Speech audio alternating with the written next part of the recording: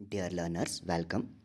In this video, I will discuss chapter employment and unemployment. See what are the different concepts we are going to learn in this chapter.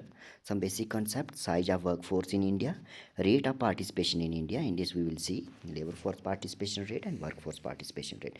ठीक है, ये सारे जो इस chapter में point हैं या ये जो टॉपिक हैं ये सभी आपको एक रीड करना है, क्लियर हो जाएंगे।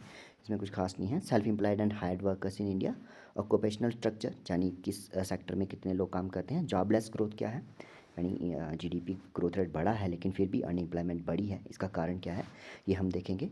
काजुलाइजेशन and informalization of work force. Casualization यानी वो द पीरियड ऑफ टाइम जो काजुअल लेबर है वो बढ़ा है ना। दूसरी सेल्फ एम्प्लॉयमेंट या दूसरे जो सेक्टर में लोग काम कर रहे हैं वो कम हुए हैं, काजुलाइजेशन बढ़ा है। डिटेल में थोड़ा सा देखेंगे। रूरल और अर्बन अनएम्प्लॉयमेंट, रूरल एरियाज़ में कौन सी अनएम्प्लॉयमेंट पाई जाती है और अर्बन एरियाज़ की अनएम्प्लॉयमेंट प्रॉब्लम कैसी होती है। ठीक है, ये चैप्टर पहले भी मैं आपसे डिस्कस कर चुका हूँ। What is unemployment. अनएम्प्लॉयमेंट क्या होगी, बेरोजगारी क्या है।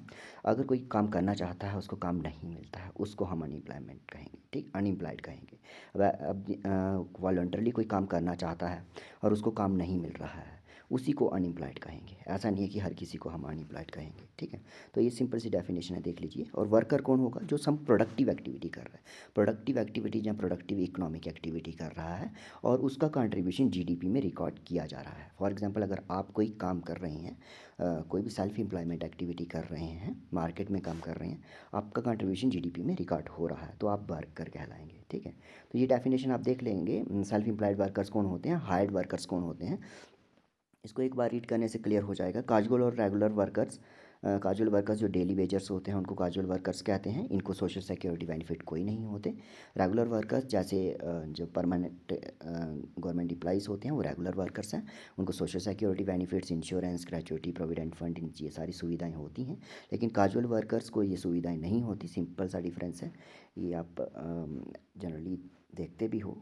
लेबर सप्लाई, लेबर फोर्स और वर्क फोर्स, यहाँ से क्वेश्चन आना तय है, ठीक है। Labour force, labour supply and work force. Work force क्या होगी, लेबर फोर्स क्या होगी, इसके बीच आपको डिफरेंस आना चाहिए, ठीक है।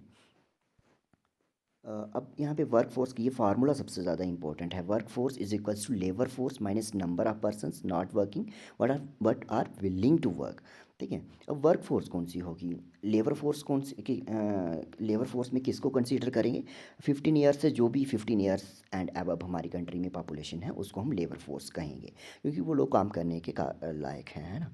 अब आप जैसे स्टूडेंट हैं वर्क फोर्स में, लेबर फोर्स में तो आप भी आते हैं लेकिन आप काम थोड़े ना कर रहे हैं, ठीक है। इसीलिए लेबर फोर्स में से हम माइनस कर लेते हैं वो लोग जो काम नहीं कर रहे हैं, ठीक है। तो work force is equal to labour force minus number of persons not working, okay.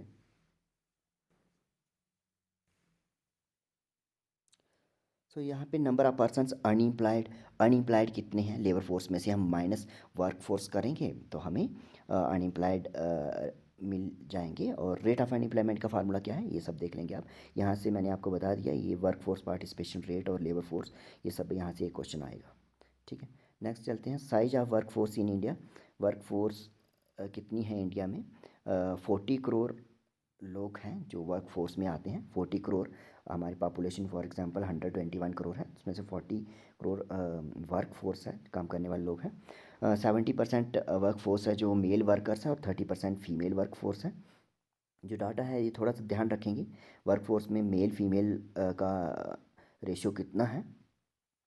70% workforce जो है काम करने वाले लोग रूरल एरियाज़ में हैं और 30% ही अर्बन एरियाज़ में है। अर्बन एरिया में पॉपुलेशन भी कम रहती है कंपैरेटिव टू रूरल एरियाज़, ठीक है, इसीलिए अर्बन एरिया में कम लोग हैं वर्कफोर्स में और रूरल एरियाज़ में ज़्यादा होते हैं। फीमेल वर्कफोर्स रूरल एरियाज़ में 41.8% है जबकि अर्बन एरियाज़ में 35.1% है। इसका मतलब यह है कि गांव में औरतें ज़्यादा काम करती हैं और शहरों में कम काम कर रही हैं। अब गांव में क्या काम कर रही हैं आप समझ सकते हो, एग्रीकल्चर, ठीक है, इसीलिए उनको एम्प्लॉयड माना जाता है एग्रीकल्चर में। सो मैक्सिमम हमारी वर्कफोर्स है जो मैक्सिमम हमारी वर्कफोर्स रूरल एरियाज़ में है, ठीक है। लेकिन फिर भी यहाँ पे ये बात आ रही है कि जो भी उनका कंट्रीब्यूशन है वो जीडीपी में इंक्लूड नहीं होता, और कंट्रीब्यूशन बहुत कम है जीडीपी में। जो भी रूरल एरिया का कंट्रीब्यूशन है जीडीपी में बहुत कम है। क्या रीज़न है वो हम समझ सकते हैं, क्योंकि एग्रीकल्चर एक कम अर्निंग वाली एक्टिविटी होती है, इसीलिए जीडीपी में उसका कंट्रीब्यूशन भी कम है। Why is the now question is, why is the percentage of female workers low and lower still in urban areas? Female workers की परसेंटेज कम क्यों है? उसके रीजंस हैं, आपको सिर्फ एक दो या तीन पॉइंट ही याद रखने हैं। फीमेल वर्कर्स के रिलेटेड क्वेश्चन आ सकता है। तो female education in India is still a far cry implying low opportunities for job. हम डेटा में भी देखते रहते हैं, साइंसेस का डेटा भी आता है कि फ़ीमेल जो लिटरेसी भी देखते हैं हम, तो फीमेल कम उनकी एजुकेशन होती है कंपैरेटिव टू मेल। ठीक है। Most families in urban areas, among most families in urban areas job work for women is still govern by family decisions. है ना, हमारा सोशल जो सेटअप है वो इस तरह का है कि वुमेन को काम करने नहीं दिया जाता, इसीलिए भी अर्बन एरियाज में वुमेन जो है वो कम काम करती हैं। अब रूरल एरिया में वुमेन ज़्यादा एम्प्लॉयमेंट कैसे है उनकी, क्योंकि गांव में गरीबी होती है। फीमेल वर्कर रूरल एरियाज लो पेड जॉब्स में एंगेज होती हैं। ठीक है। ये कुछ सीधे सीधे से कारण हैं जो एक एक बार रीड करने से भी इनफैक्ट आपको समझ आ जाएंगे। Rate of participation in India, rate of participation in India. तो participation, it refers to participation of people in production activity and is measured as a ratio of workforce to total population of a country. कुछ statistical factor rural urban areas में कौन female की participation कितनी है वो यहाँ पे बताया गया है। Rate of participation for urban areas is 33.9%। Rate of participation for rural areas is about 35% इन 2017-18। तो ईयर जरूर लिख दीजिएगा, उससे क्लियर हो जाएगा, क्योंकि over the period of time ये जो फिगर्स हैं ये बढ़ती रहती हैं। तो यहाँ पे आप देख रहे हैं कि रूरल एरियाज़ में पार्टिसिपेशन रेट ज़्यादा है, यानी ज़्यादा लोग काम कर रहे हैं रूरल एरियाज़ में, और अर्बन एरियाज़ में कंपैरेटिवली कम लोग काम कर रहे हैं। अब अर्बन एरिया की बात करें तो अर्बन एरिया में मैक्सिमम लोग मैक्सिमम मैन हैं जो काम कर रहे हैं, और वुमेन कम हैं। जैसे यहाँ पे 53% मैन हैं और 14% वुमेन हैं।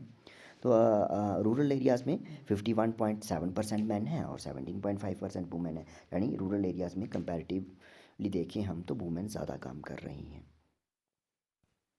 ओवरऑल पार्टिसिपेशन हमने रूरल अर्बन का देखा, और ओवरऑल पार्टिसिपेशन की बात करें तो हमारी कंट्री में आउट ऑफ 100% 34.7% लोग काम कर रहे हैं। 34.7%, ये फिगर आपको याद रखनी है, 34.7%। तो यहाँ पे हमें कुछ ऑब्जर्वेशंस मिलती हैं कि अब इस डेटा से हमें क्या पता चलता है।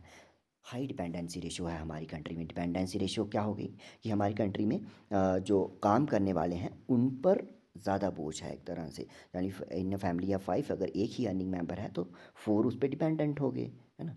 तो हाई डिपेंडेंसी रेशो है क्योंकि लोग काम कम कर रहे हैं। High rate of participation but low level of productivity in rural areas. आप देखते हो रूरल एरियाज़ में मैक्सिमम लोग एग्रीकल्चर में एंगेज होते हैं, लेकिन जीडीपी में कंट्रीब्यूशन कम रहता है। जीडीपी में कंट्रीब्यूशन यानी एक तरह से इनकम गांव के लोगों की कम होती है, उस वजह से जीडीपी में कंट्रीब्यूशन भी कम होता है। अगर इनकम कम होगी तो उनका स्टैंडर्ड ऑफ लिविंग भी कम होगा, और फर्दर एक तरह से विशियस सर्कल चलता है, जो जिसकी वजह से फिर फर्दर वो गरीब ही रह जाते हैं, है ना। High rate of participation for women in rural areas.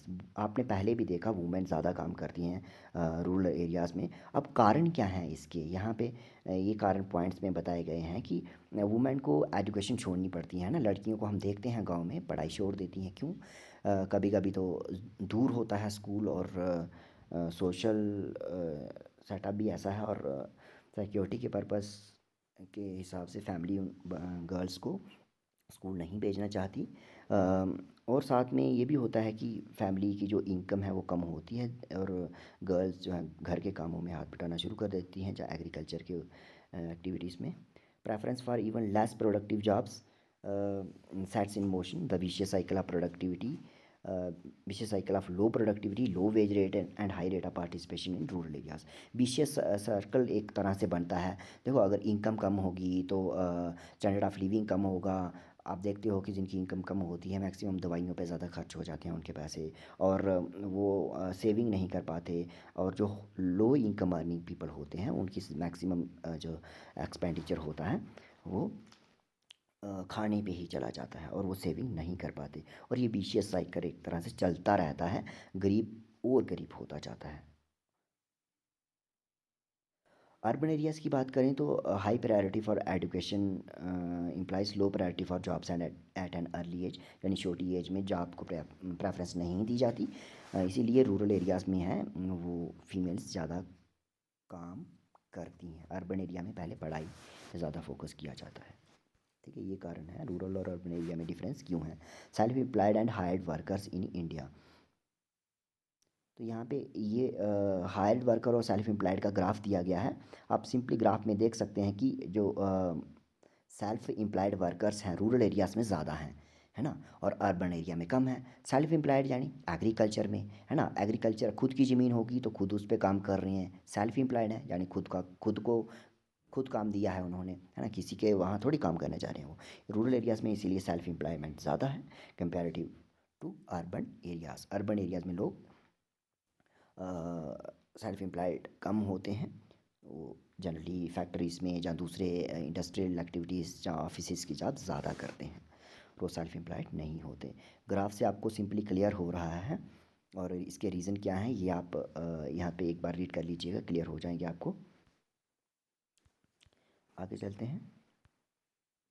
Occupational structure और distribution of workforce by industry. ये बहुत ही इंपॉर्टेंट क्वेश्चन है। ऑक्यूपेशनल स्ट्रक्चर यानी ऑक्यूपेशन क्या हो गया, काम। फॉर एग्जांपल आपके पेरेंट फार्मर हैं तो उनकी ऑक्यूपेशन फार्मर है ना, ऑक्यूपेशन उनका क्या है, काम फार्मिंग है ना। तो इस तरह से ऑक्यूपेशनल स्ट्रक्चर है, इंडस्ट्री में है, जहाँ एग्रीकल्चर में है, जहाँ सर्विसेज सेक्टर में है, तो वो इससे ऑक्यूपेशनल स्ट्रक्चर पता चलता है। इनफैक्ट ये आपने ये जो आईईडी का फर्स्ट चैप्टर था उसमें भी देखा है अपनी कंट्री का occupational structure. Now we now study distribution of work force across primary, secondary and tertiary sector. तीन ही सेक्टर्स हैं हमारे, तो उसमें कौन से कहाँ कितने लोग कहाँ काम करते हैं ये हम देखते हैं। प्राइमरी सेक्टर में क्या आता है ये आपको बताने की ज़रूरत नहीं है, एग्रीकल्चर एंड ये फॉरेस्ट्री, फिशिंग ये सब आता है। सेकेंडरी सेक्टर में manufacturing, construction, gas, electricity, water supply ये सब आता है। टर्शियरी सेक्टर में सर्विसेज आती हैं, बैंकिंग, इंश्योरेंस, कोई भी सर्विसेज हो सकती हैं। ठीक है, तो यहाँ पे पिक्चर से ये बताया गया है कि कौन सी सेक्टर में क्या आता है। बस एक नज़र आप देखेंगे आपको क्लियर हो जाएगा। थोड़ा याद रखिएगा, यहाँ से क्वेश्चन दरअसल किस सेक्टर में क्या आएगा ये इतना इम्पोर्टेंट नहीं समझा जाएगा, क्योंकि ये आप लोअर क्लासेस में पढ़ चुके हैं। अब यहाँ पे सीधे सीधे परसेंटेज के हिसाब से बताया गया है कि हमारी वर्कफोर्स कितनी वर्कफोर्स कहाँ पर काम कर रही है। फॉर एग्जांपल 43.8% लोग प्राइमरी सेक्टर में काम कर रहे हैं ना, एग्रीकल्चर और फॉरेस्ट्री, फिशिंग में। और सेकेंडरी सेक्टर में 24.7%। और सबसे ज़्यादा नहीं, इनफैक्ट 31.5% है ना, सब 31.5%। दूसरे नंबर पे सबसे ज़्यादा लोग किस सेक्टर में काम कर रहे हैं, टर्शियरी सेक्टर यानी सर्विसेज सेक्टर में काम कर रहे हैं। ये थोड़ा सा यहाँ पे इम्पॉर्टेंट हो जाता है यहाँ पे कि कितने लोग किस सेक्टर में काम कर रहे हैं, इसको आप याद रखिएगा, किस सेक्टर में कितने लोग काम कर रहे हैं और क्या रीज़न है। ये रीज़न आप खुद से भी सोच सकते हो। Rural urban workforce across different sectors. यहाँ पे हम देखें रूरल एरियाज़ में जो काम करने वाले लोग हैं 58.5% प्राइमरी सेक्टर में काम कर रहे हैं, एग्रीकल्चर में ही काम कर रहे हैं रूरल एरियाज़ में। क्लोज टू 20% यानी 19.5% सेकेंडरी सेक्टर कंस्ट्रक्शन हो गया जैसे, है ना, इसमें काम कर रहे हैं।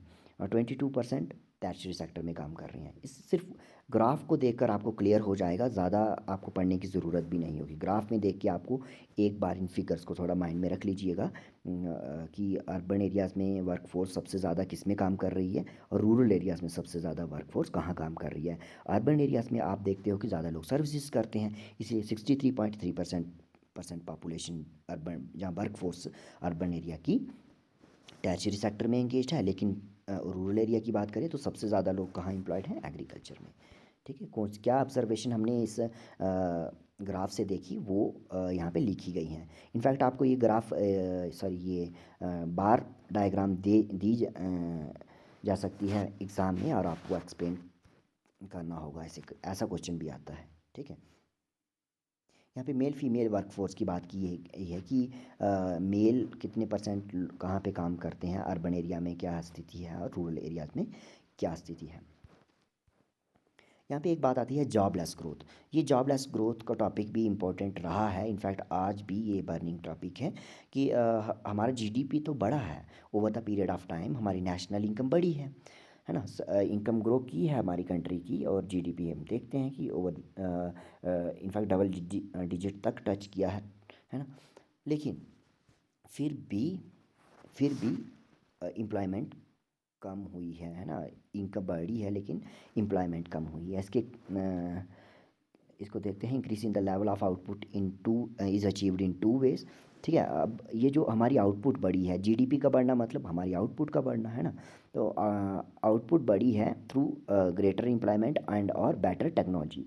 हम देखते हैं कि टेक्नोलॉजी का ज़्यादा कंट्रीब्यूशन है ना, और उसकी वजह से एम्प्लॉयमेंट है कंट्री में वो कम हो गई है, क्योंकि टेक्नोलॉजी से हम ज़्यादा काम कर सकते हैं कम लोगों को एम्प्लॉय करके।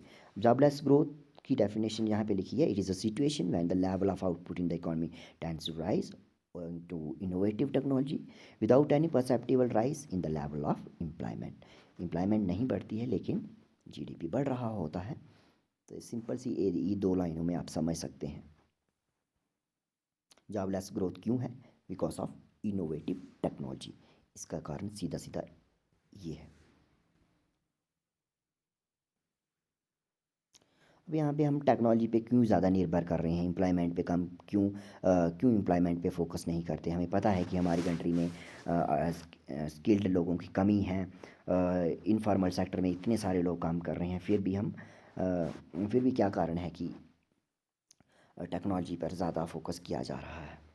यहाँ पे लिखा गया है एमएनसीज जो मल्टीनेशनल कंपनीज़ होती हैं, इनकी वजह से ये सब हुआ है। इन कंपनीज़ ने हमारी कंट्री में टेक्नोलॉजी लाई, और टेक्नोलॉजी की वजह से ये जो मशीनें हैं इनके थ्रू ज़्यादा काम करवाया गया है, और उससे क्योंकि हमारे जीडीपी ग्रोथ भी तेज़ी से बढ़ता है, इसीलिए हम टेक्नोलॉजी पे ज़्यादा फोकस कर रहे हैं, एम्प्लॉयमेंट पे फोकस नहीं कर रहे, और हमारी अनएम्प्लॉयमेंट रेट बढ़ता गया है। ये क्वेश्चन है, इंपॉर्टेंट है, काजुअलाइजेशन एंड इनफॉर्मलाइजेशन ऑफ वर्कफोर्स। यहाँ ये क्वेश्चन आ सकता है, काजुअलाइजेशन ऑफ वर्कफोर्स। काजुअलाइजेशन क्या हो गया, काजुअल वर्कर्स आप सुनते हैं ना, casual workers daily veg workers जो होते हैं, इनकी संख्या बढ़ी है over the period of time. ये इनका ट्रेंड ये है कि काजुअल वर्कर्स जो हैं बढ़ते गए हैं। यहाँ पे फिगर्स हैं कुछ, 23% थे काजुअल वर्कर्स 72-73 में, लेकिन 33% हो गए 1999-2000 में, फिर ये 39% हो गए 2009-10 में, और 2017-18 की बात करें तो ये 24.9%। लेकिन फिर भी काजुअल वर्कर्स हमारी कंट्री में over the period of time ज़्यादा ही रहे हैं। ठीक है, काजुअलाइजेशन ऑफ वर्कफोर्स। और यहाँ पे self employed work force declined हुई है 62% से 52, और फाइनली हम देखते हैं 2017-18 में 52.2% है सेल्फ एम्प्लॉयड वर्कर्स। ठीक है, percentage of regularly hired workers, सीधे हम 2017-18 रिसेंट डेटा है जो उस पर फोकस करते हैं, 22.8% है। तो इसमें कुछ फिगर्स आप याद रख लीजिए, सभी फिगर्स याद रखने की ज़रूरत नहीं है। काजुअलाइजेशन ऑफ वर्कफोर्स की अगर बात होती है तो काजुअल वर्कर्स की आप याद रखिए, बाकियों का आप नहीं भी याद रखेंगे चलेगा। ठीक है, तो आप सीधे सीधे एक्सप्लेन कर सकते हैं।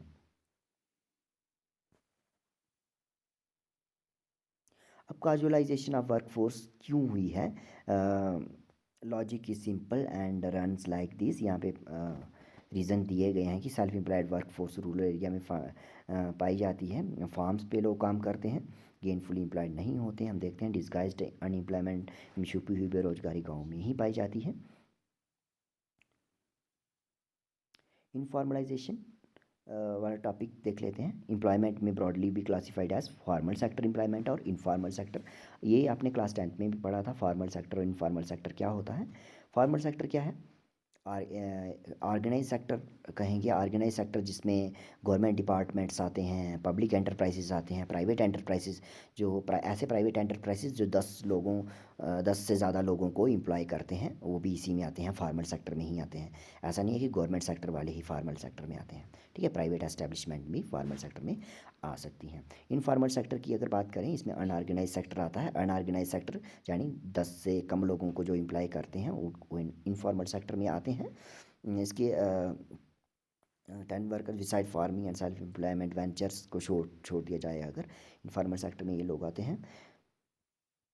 जो अनऑर्गेनाइज सेक्टर में काम करते हैं उनको इनफॉर्मल वर्कर्स कहा जाता है, ठीक है। जैसे काजुअल वर्कर्स हो गए, ठीक है, वो इनफॉर्मल सेक्टर में ही आते हैं। जहाँ सेल्फ एम्प्लॉयड वर्कर्स हो गए वो इनफॉर्मल सेक्टर में ही आते हैं। और मैक्सिमम पॉपुलेशन हमारी कंट्री की इनफॉर्मल सेक्टर में ही काम कर रही है। फॉर्मल सेक्टर में सोशल सिक्योरिटी बेनिफिट्स होते हैं, जैसे मैंने पहले भी बताया, और लेबर लॉस से इनको प्रोटेक्ट किया गया होता है, जबकि इनफॉर्मल सेक्टर में ऐसा नहीं होता।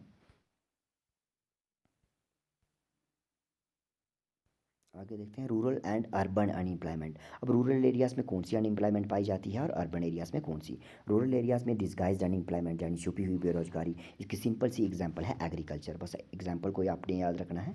आपको पता है रूरल एरियाज़ में एग्रीकल्चर में लोग काम करते हैं, कम लोगों की ज़रूरत होती है, लेकिन पूरी फैमिली फिर भी उसमें एंगेज होती है।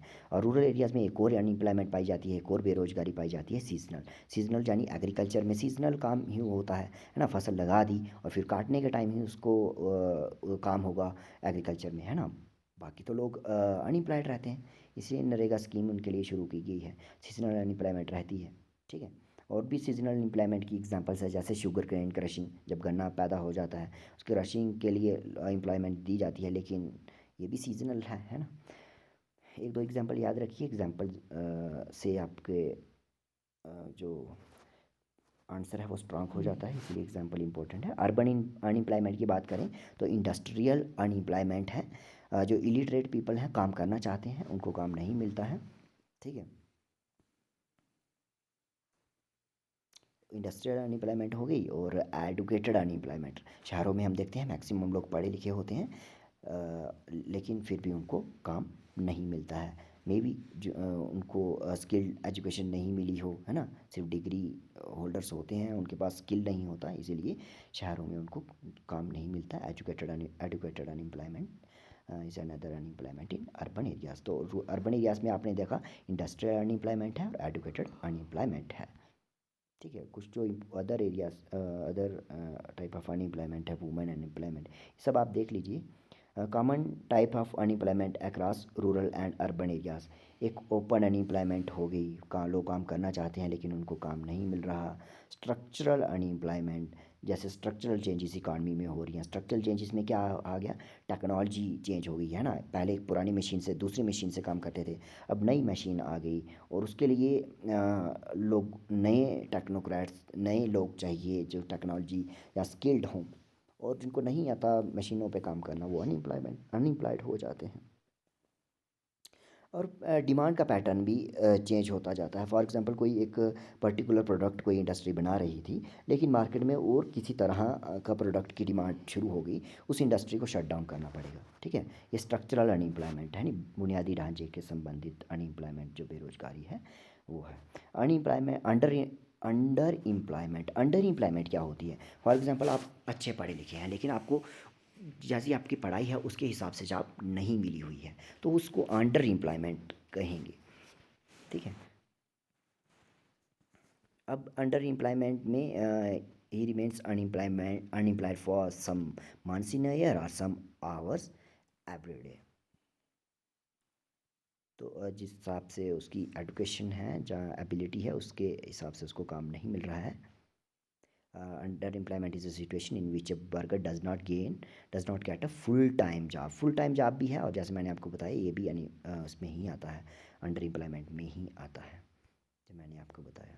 अंडर एम्प्लॉयमेंट में भी विजिबल अंडर एम्प्लॉयमेंट है, इनविजिबल अनएम्प्लॉयमेंट है। या फिर देख लीजिएगा, इसको ज़्यादा देखने की ज़रूरत नहीं है, बस आप जो मेन पॉइंट है उसको देख लीजिए।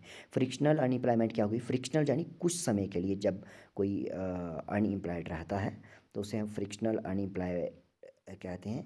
यहाँ पे एग्जांपल दी गई है कि वर्किंग लेडीज़ होती हैं, जैसे उनकी शादी हो जाती है तो कुछ समय के लिए वो जॉब से बाहर रहती हैं, है ना, वो फ्रिक्शनल यानी थोड़े समय के लिए अनएम्प्लॉयड रहती हैं। साइक्लिकल अनएम्प्लॉयमेंट क्या होती है? जैसे इकॉनमी में हम देखते हैं कि उतार चढ़ाव आता रहता है। कभी इकॉनमी में खुशहाली होती है ना, प्रॉस्पेरिटी होती है, तो मार्केट भी अच्छे से ग्रो कर रही होती है ना, लोगों को काम मिल रहा होता है, इन्वेस्टमेंट अच्छी हो रही होती है, तो उस टाइम लोगों की इनकम बढ़ जाती है। लेकिन जब रिसेशन आता है, डिप्रेशन आता है, उस टाइम अनएम्प्लॉयमेंट बहुत ज़्यादा बढ़ जाती है। कोई भी मार्केट में इन्वेस्ट नहीं करना चाहता, प्रोड्यूसर्स जो हैं इन्वेस्टमेंट नहीं करना चाहते। इन्वेस्ट नहीं करेंगे तो लोगों को काम भी नहीं मिलेगा, काम नहीं मिलेगा तो इनकम भी नहीं होगी। ये इसको हम साइक्लिकल अनएम्प्लॉयमेंट कहते हैं। देन हम देखते हैं काजेज़ ऑफ अनएम्प्लॉयमेंट, बेरोजगारी के कारण क्या हैं। ये आप खुद से भी सोच सकते हो हमारे कंट्री में अनएम्प्लॉयमेंट के कारण क्या हैं। पहले तो स्लो इकोनॉमिक ग्रोथ यानी हमारी कंट्री का अगर इकोनॉमिक ग्रोथ यानी इनकम नहीं बढ़ रही है, तो फर्दर इन्वेस्टमेंट नहीं होगी तो लोगों को अपॉर्चुनिटीज़ नहीं मिलेंगी। Slow economic growth is one reason. Rapid growth of population, अब इतनी पॉपुलेशन बढ़ती जा रही है ना, और हम देखते हैं कि हर साल इकॉनमी में नए वर्कर्स एंटर करते हैं, उनको भी तो काम चाहिए, है ना। तो rapid growth of population is another reason.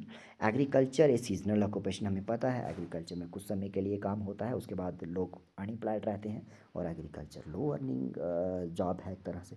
Lack of irrigation facilities, अब एग्रीकल्चर में इतने सारे लोग एम्प्लॉयड हैं लेकिन जो सिंचाई की सुविधा है वो नहीं है ना। हम देखते हैं कि मैक्सिमम एरिया हमारी कंट्री का रेन फेड है यानी मानसून पे डिपेंड है। नेक्स्ट पॉइंट है जॉइंट फैमिली सिस्टम। अब जॉइंट फैमिली सिस्टम वैसे ये पॉइंट अब इतना इम्पोर्टेंट नहीं रहा।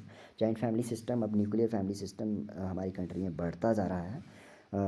जॉइंट फैमिली सिस्टम में क्या होता है, जॉइंट फैमिली सिस्टम में लोग है ना एक साथ रहते हैं, और फॉर एग्ज़ाम्पल अगर एग्रीकल्चर का काम कर रहे हैं तो उसमें सारा फैमिली उसी में काम कर रही होती है। डिस्गाइज्ड अनएम्प्लॉयमेंट होती है, छुपी हुई बेरोजगारी, है ना।